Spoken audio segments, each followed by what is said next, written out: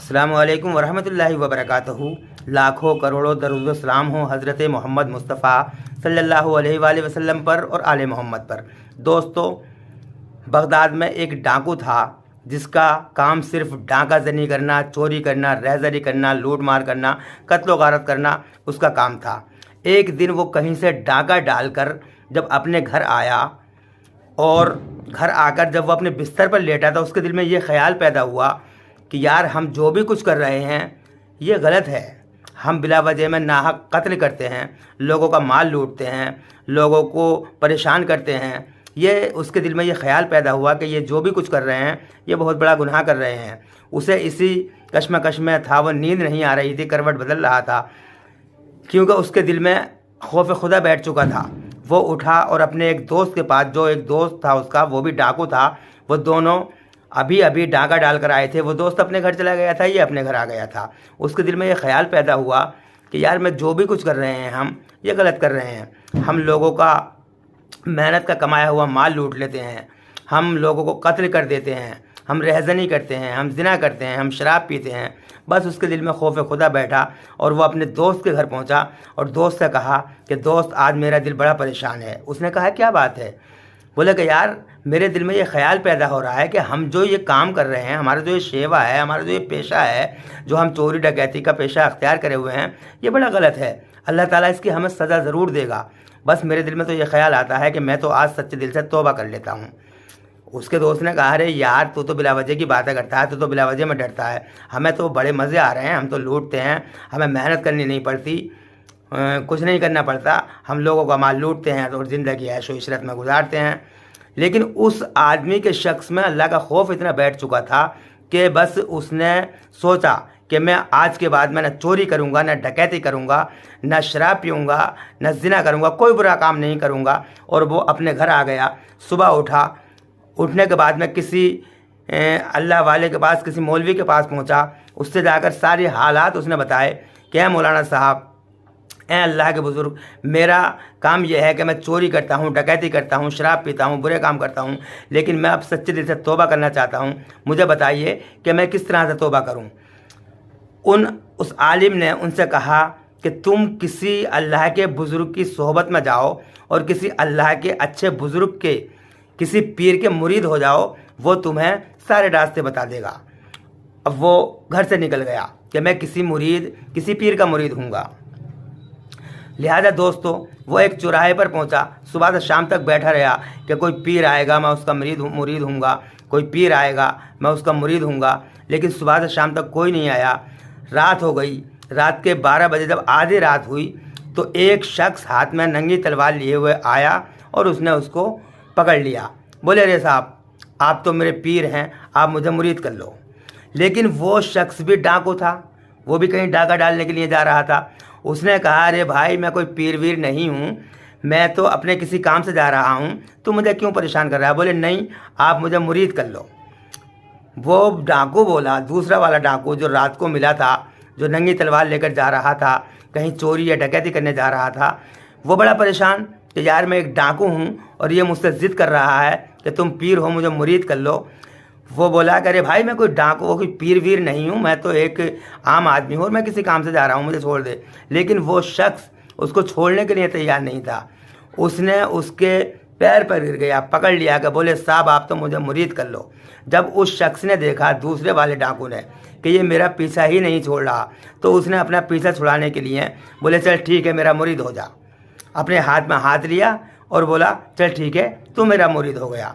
अब उस शख्स ने कहा, मुरीद होने वाले ने, कि अच्छा पीर जी अब मुझे हुक्म फरमाइए, मेरे लिए हुक्म बताइए कि मुझे क्या करना है। तो उस डाकू ने, जिसने मुरीद किया था, उसने कहा कि ठीक है तू यहीं रहना जब तक मैं ना आऊँ। मेरा हुक्म यह है, अगर तू मुझे पीर मानता है तो मेरा हुक्म यह है कि जब तक मैं ना आऊँ तू यहीं रहना। बोले ठीक है। वो डाकू चला गया, क्योंकि उसे तो अपना पीछा छुड़ाना था, उसे तो अपने महाज पर जाना था, अपने काम पर जाना था, कहीं चोरी डकैती करने के लिए जाना था। वो चला गया, वो वहीं बैठा रहा। दिन निकला, शाम हुई, अगला दिन हुआ, हफ्ता गुजरा, महीना गुजरा। दोस्तों जब महीना भर गुजर गया और वो नहीं आया تو بس اس نے ایک ہی ریٹ لگانی شروع کر دی، میرا پیر آئے گا، میرا پیر آئے گا، میرا پیر آئے گا، اور وہ اسی چوراہے پر عبادت الہی میں مشغول ہو گیا، اور اس کی زبان پر صرف یہی تھا کہ میرا پیر آئے گا، میرا پیر آئے گا، میرا پیر آئے گا۔ دوستو 1 سال نہیں، 1 مہینہ، 6 مہینے، 1 سال نہیں، پورے 3 سال گزر گئے، لیکن اس کی زبان پہ یہی تھا کہ میرا پیر آئے گا، میرا پیر آئے گا، میرا پیر آئے گا۔ اب دیکھیے، جب ادھر لوگوں نے، بستی والوں نے دیکھا کہ یار یہ اللہ والا ہے، اس نے سچے دل سے توبہ کر لی، اور یہ اللہ کا ایک اللہ والا ہو گیا، پرہیزگار ہو گیا، اور یہ صرف عبادت الہی میں مشغول رہتا ہے، تو لوگوں نے اس کے پاس کھانا پہنچانا شروع کر دیا، پانی پہنچانا شروع کر دیا، اس کی ضرورت کی چیزیں اس کے پاس پہنچانی شروع کر دی۔ کیونکہ دوستو، جب کوئی شخص اللہ تعالیٰ کو اپنا دوست بنا لیتا ہے، اللہ تعالیٰ کی عبادت میں مصروف ہو جاتا ہے، تو پھر اس کی ذمہ داری اللہ خود لے لیتا ہے، اس کے رزق کی ذمہ داری اللہ خود لیتا ہے، اللہ غیب سے اس کے لیے روزی پیدا کرتا ہے۔ دوستو یہی اس کے ساتھ ہوا کہ جب اس نے کہ میرا پیر آئے گا، میرا پیر آئے گا، اور وہ عبادت الہی میں مشغول رہتا تھا، تو اللہ تعالیٰ نے روزی کا ذریعہ یہ بنا دیا کہ لوگ آتے تھے اور اس کے پاس اچھے سے اچھا کھانا لے کر آتے تھے اور اس کا کھانا دیتے تھے۔